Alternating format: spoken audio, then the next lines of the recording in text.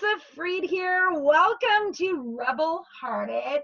I have one of my closest friends, Sharon Birn, with me, and I am so excited to introduce her to you.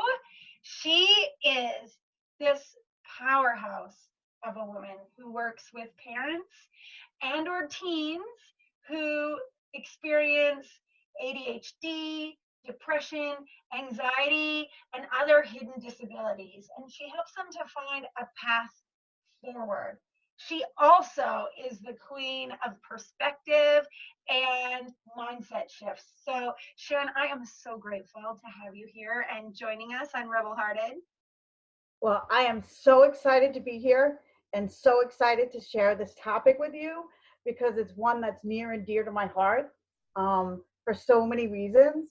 So the topic that I want to share with you today is set my top 3 tips on and setting boundaries. Because I love it. So your top 3 tips on boundary setting. Booyah. Absolutely. Yeah. Excellent. So I guess my first tip, or the first thing I want to say about boundaries, is that when you set boundaries, it teaches people that you value yourself. Mm-hmm. So, it's really important because for a lot of people, they don't like to set boundaries because a lot of us in this world are people pleasers. And if you're a people pleaser, you don't like to set boundaries. And there's a couple of reasons you don't like to set boundaries. If you're a people pleaser, you don't, for a lot of us people pleasers, we kind of learned, myself included, that our thoughts and feelings and opinions don't matter. Like a lot of times when we opened our mouths when we were younger, or even maybe now for some of us, as we got older, people would kind of like shove what we had to say away or make comments like, it's either not through nonverbal stuff, or they'll make comments like, well, that's just stupid, or where are you coming from? What planet are you on? So consciously and unconsciously, we learned that our thoughts, feelings, and opinions didn't matter. And also that expressing our thoughts, feelings, and opinions created conflict and drama. That we don't like to, we don't like to create conflict and drama if you're a people pleaser, or you're more of a person that likes to help people and you're more altruistic than you are narcissistic, then it becomes a very uncomfortable situation. So you basically, if you have that underlying messages to yourself, and people have told you that, what happens is you start repeating that. You start replaying those tapes in your own head. So basically, you can't expect others to value you if you don't value yourself. So not only do your thoughts, feelings, and opinions matter, and you have a right to express them, you setting boundaries is not about the other person and their response. It is about you standing up for yourself. It is about you having a right and the knowledge and the confidence to say, hey, this is what I think. This is what I feel. And I'm not asking you to agree with me. It's not about you agreeing with me. And it's not about you getting them to see your point either. It's about you saying what you need to say. I love that. Regardless of what the other person's response is, because the truth is, we can't control other people and what they do with our information and what comes out of their mouth or what doesn't come out of their mouth. We're not responsible for that. But we are responsible for valuing ourselves enough to know that we have a right to say what we need to say and that our thoughts matter. Because if we don't, again, not to be repetitive, but if we don't value ourselves, you can't expect other people to value you. They won't. I am a recovering people pleaser. 2019 was huge on boundaries for me. Huge on boundaries. And I realized it wasn't necessarily so much that my thoughts or opinions didn't matter. They just didn't matter as much as the other person's. And I've fallen into that. I could walk you through my life and show you that over and over over and over again. So thank you so much. That first tip about how boundaries show that we truly value ourselves, bang on. What's tip number 2? Okay, so tip number 2 kind of relates to that first one about valuing yourself, in that setting boundaries is not selfish. Mm-hmm. It's actually the best gift you can give yourself and others. And here's why. Because when you set boundaries, you say what you mean and you mean what you say. So that gives you a sense of calm and inner peace. It gives you a sense of confidence and builds your self-esteem.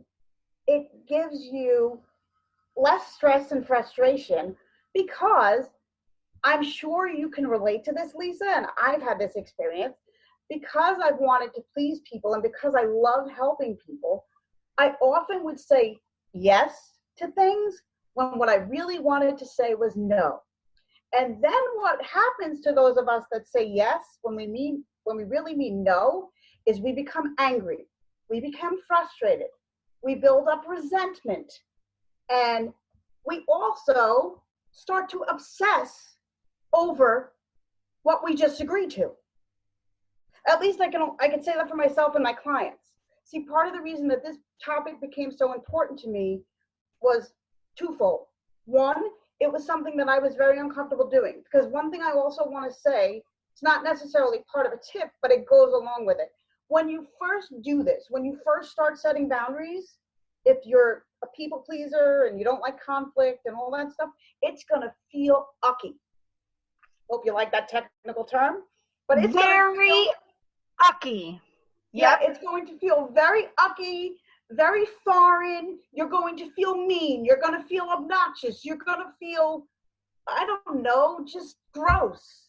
But setting boundaries, even though you feel that way, over time, the more you do it, it's going to start to feel great. It's going to start to feel liberating. It's going to start to feel like, for you and for the other people that you're, especially for you, but also for the other people that you're saying no to, or setting the boundary with, because they're going to know they're going to know that they can trust what comes out of your mouth to be factual and true. So that's going to mean a lot. But my second tip, to go back to it, is that it's not selfish. You deserve that calm.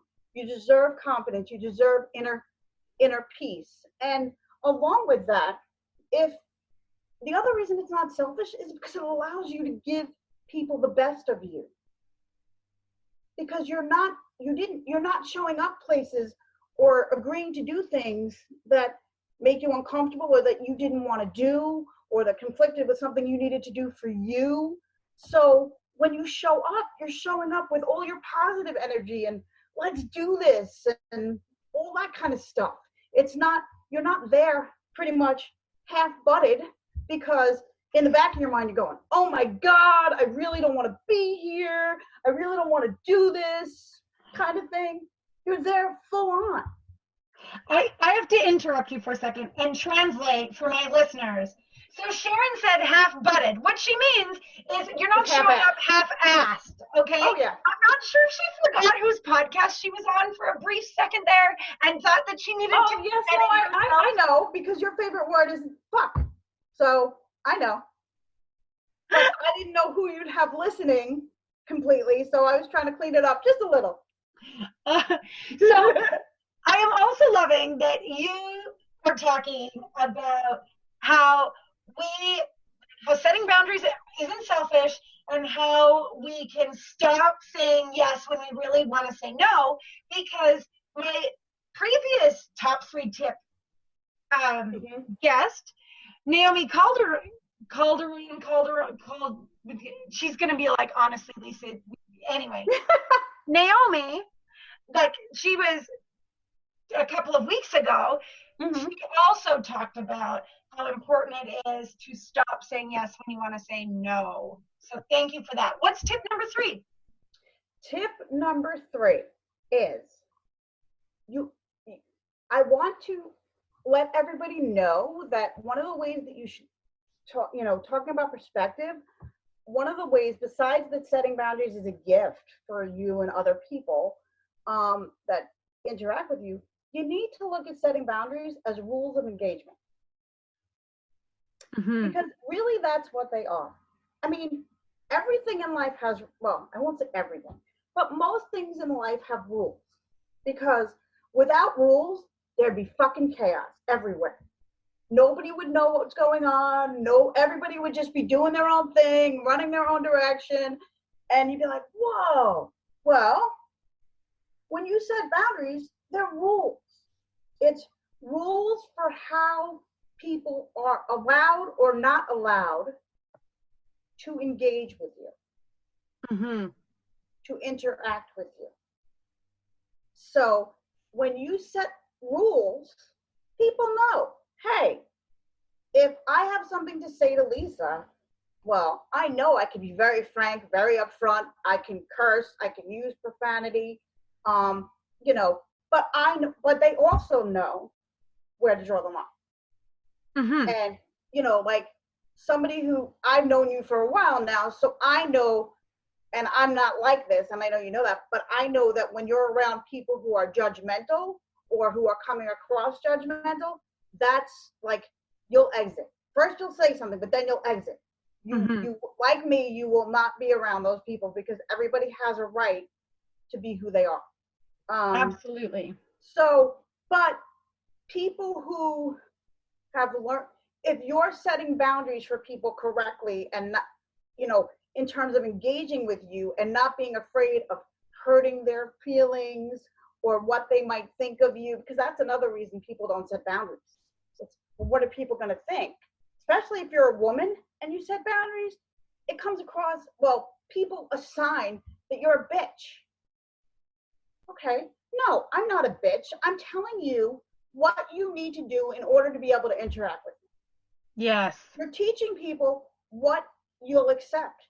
Because when somebody doesn't treat you the way you're supposed to be treated and you haven't followed your own boundaries and you've let them cross your own boundaries, that's another situation where you go, oh, fuck.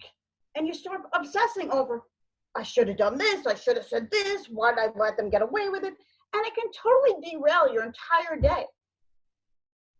So setting boundaries is a set of rules. Absolutely. I loved it. I loved how you concisely put it. You were like, it's rules of engagement. Amen. So run us through the 3 tips again, one more time, real quick. Okay. So the 3 tips are: first, setting boundaries teaches people that you value yourself, because if you don't value yourself, nobody else on the universe is going to value you. Okay? Yes.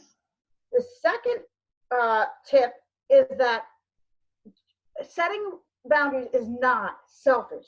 It's the greatest gift you can give yourself and the others around you, because by setting boundaries and doing the things that are in line with what you feel and what's comfortable to you and what you believe in, when you show up, you're showing up giving everybody the best of you. Otherwise, when you show up, you're showing up with a lot of frustration and anger and anxiety maybe. And so you're not showing up, full force. You're showing up half-assed, because half your brain is there and half your brain is thinking about how you really didn't want to be doing this. Why couldn't you say? So that's that. Third is that boundaries are rules of engagement. They are a framework that teaches people how to interact with you, what you'll accept, what you won't accept. And if they don't like your boundaries, guess what? They can take a freaking hike. Yes. Amen, sister. All right. Where can people find more of you? Where can they find you? Okay. Well, I'm pretty much all over the place. Okay. So you can find me on Instagram at Sharon Birn. That has my maiden name in there too. You can find me on LinkedIn. Same. I think on LinkedIn, I might just be Sharon Birn. I'm not sure. So you'll have to forgive me for that. And then on Facebook, I have a Facebook group that is called Your Hidden Disabilities, Your Voice Matters. Find your voice and get heard. So I encourage everybody, it's free. Come on in there. You can get support. You can get support from me. You can get support from the other